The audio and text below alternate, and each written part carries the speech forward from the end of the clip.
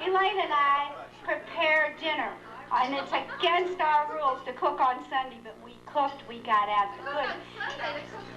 We cooked period. It was china, the good silver, we had flowers and everything, and they were to arrive at 5 o'clock. Chuck is never late until that day. I had the whole family sitting in our family room looking at each other. Stevie had had a tough night the night before, and he was sitting there with his hair combed, it was wet, and all of a sudden, after about 15 minutes of us all sitting there looking at each other, Elaine says, you know, I really think we're on candid camera. I'm just waiting. They're not coming.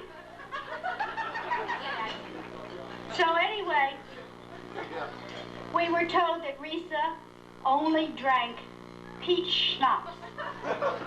So we all developed a taste for peach schnapps. God forbid she should know we like beer.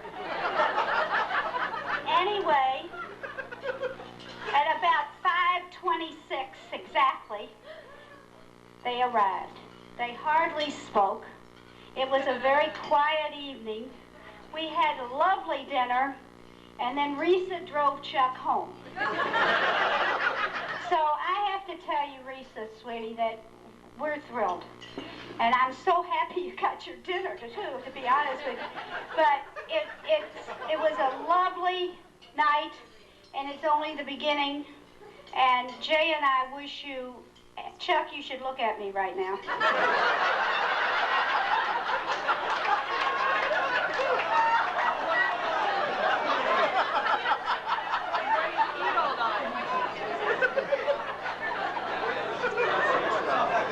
Chuck, good.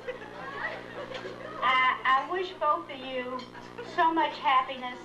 There's an awful lot of love around you. And we wish you the healthy, happy life that you wish yourselves. And I only hope that your children are better trained than Manny. All right? I wish you well. Please enjoy your dinner, and I'll talk again. Maybe we'll get dessert. And we have a program to put on. We have a lot of people from both sides of the family who would like to talk. And we're ready to get started as soon as Chuck gets back. I'll get Chuck. Is Chuck in the bathroom? Mark, did you see Chuck in there? I don't know, but there was somebody singing installed for him.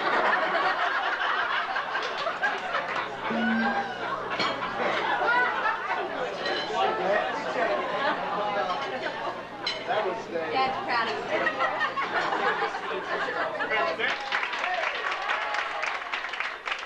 Chuck, was Dave in there? Oh. You better go back and get him.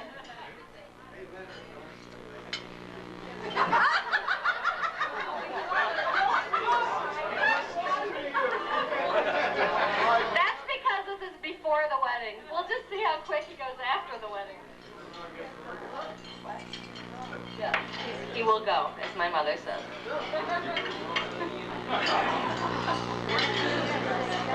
What? All right.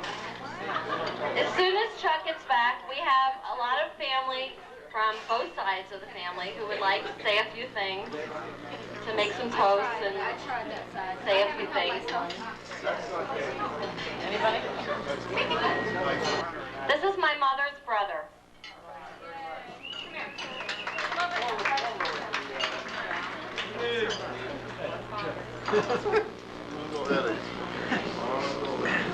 Folks, this is going to be short and sweet, and I'm glad to be here, and on behalf of the Miller end of Laura's family.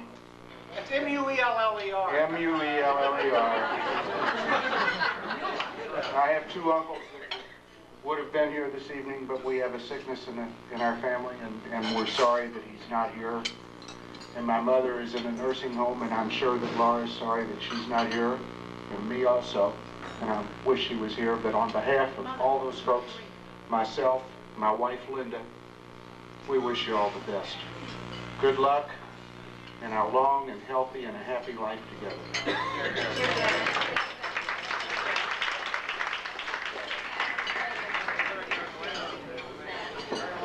Next.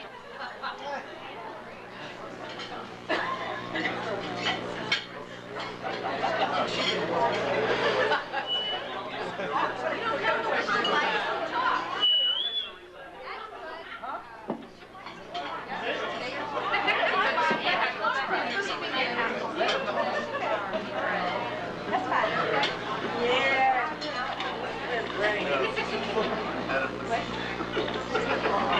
Where's Charlie?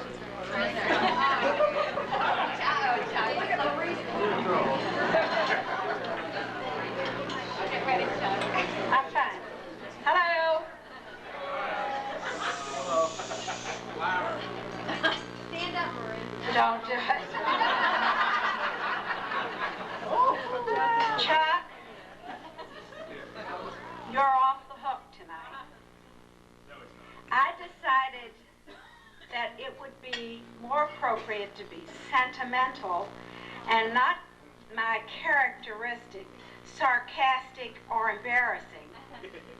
But I don't say forever not, just not right this moment.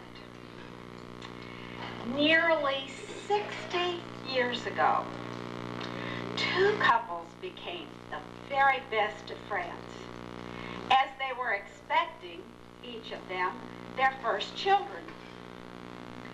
Both had daughters. One was older.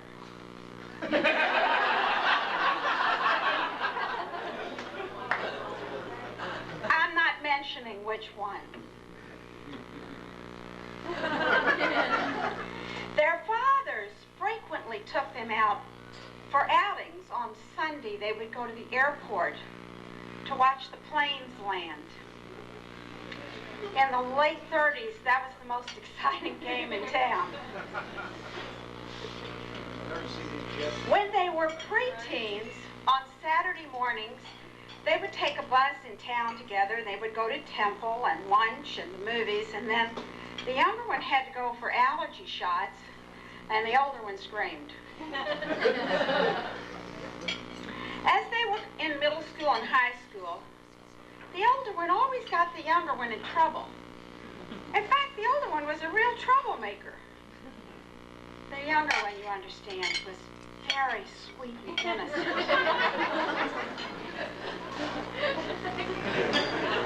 Just as their mothers had done, their daughters got married and were pregnant together at the same time. Of course, the older one had to go first. Her firstborn was a son. The younger firstborn was a daughter.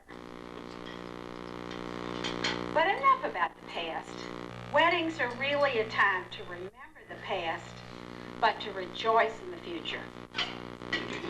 And what continued and special joy it is that the third generation of the children, I'm doing really good now, you might have to turn around in just a minute, Laura, so watch. What continued and special joy it is that the third generations became such good friends that the bonds of love and friendship are in good hands. You almost finished?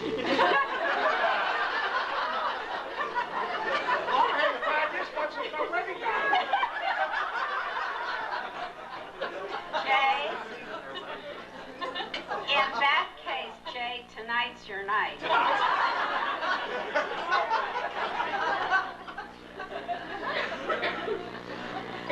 Somewhere up in almost heaven, I'm going to get this through without being silly. Take it out. Surely their pranks and devilish sense of humor kept them from making it all the way to the top. Old Leo and old Charlie are toasting everyone in sight. I didn't. I was counting on you. We wish you, Risa and Chuck, years of joy and happiness, telling and retelling funny and wonderful old stories I tried to think of a few to tell you, but candidly, none of them are from mixed company. Telling and retelling wonderful and funny old stories while continually adding new ones to the collection. Can I say one thing? It's up to Chuck. I got the Chuck and Risa and Bob and Beth to keep the next generation going. That's all. I'm sorry.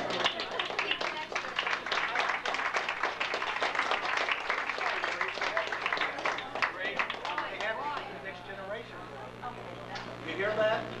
Not only did that speech undo my mother, it undid my sister, who is the lead in this MC duo. So I'm taking over at the moment. We're moving from the Kobe side to the Radman side, and I believe Uncle Mickey Radman would like to say something.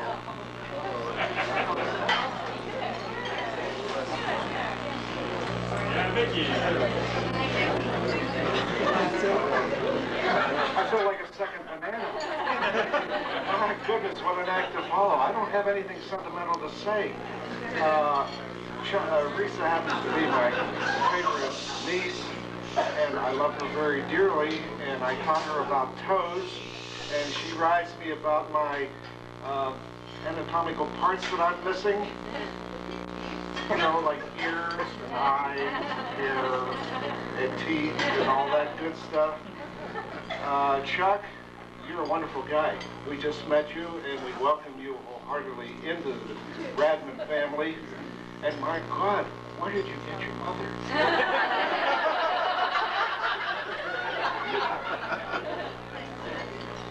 What a hostess. What a hostess.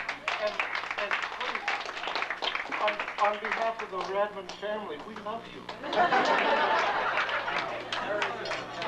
Thank you. The best of health and happiness.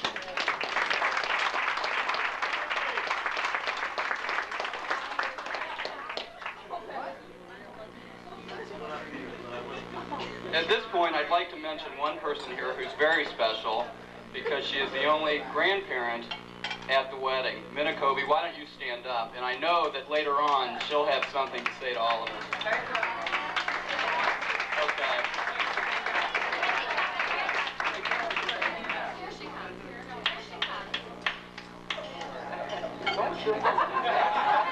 Do not help her.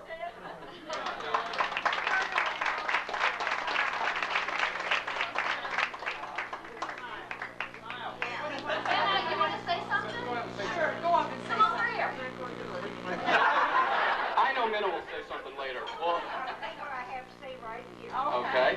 It's a wonderful occasion, and I can't think of any place I'd rather be for a wonderful couple and a great family.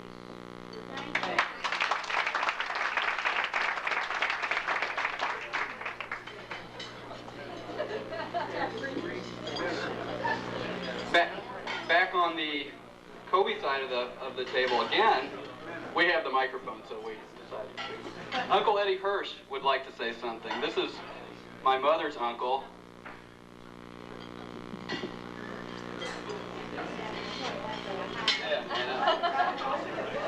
I think it's time for me to take over. I'm glad you're back.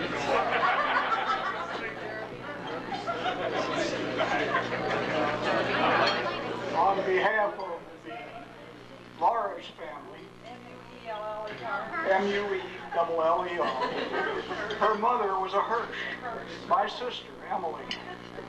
I'm very sorry that Emily's not here tonight, but she was just not able to do it, and we all miss her very much. I'd like to propose a toast now to Chuck and Risa. Long and very happy marriage.